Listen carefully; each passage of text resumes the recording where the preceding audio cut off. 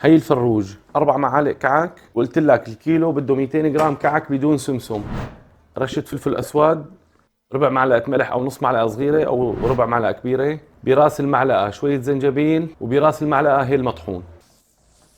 وانا بفضل اذا انت بمكان في عندك كعك بدون سمسم كامل ما مطحون تجيبه وتطحنه انت، لانه هذا الكعك المطحون اللي موجود بالبقاليات او البقسماط اللي يعني في ناس ما بتعرف انه كعك مطحون، هو البقسماط نفسه في انواع كثير منه مغشوشه. يعني اغلب الكعك المطحون الموجود بالسوق هو عباره عن خليط خبز يابس على كعك مطحون على شو في بواقي بالفران بيطحنوه هون، وبيقول لك شو كعك مطحون يلا ماشي.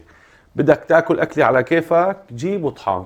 هدول انا جايبهم من عند قرايبي ما بيغش، بعرف انه هدول كعك مطحون ما فيهم شيء زياده. وتاكد على طول لا تنسى حركه ابو ياسين الدوماني بالنسبه للتكتلات. وهلا بعد ما تبلنا التتبيله تبعنا، الهم الاكبر عند كثير من الناس هي تقريص البرجر او طريقه كبسه. بتجيب طاسه مثل هي على قياس خبز البرجر اللي بدك اياه وعلى حجم البرجر تبعك، طاسه مثل هي. هلا برجيك شلون بتساويها وبتقطعها. الكميه اللي عندك بتساويها بايدك هيك بحيث تطلع على مستوى واحد. تحط عليها ورق الشهبة او النايلون، ورق النايلون. بعد ما امنا النايلون هي طلعت قطعة البرجر تبعك، شوفها كلها على مستوى واحد.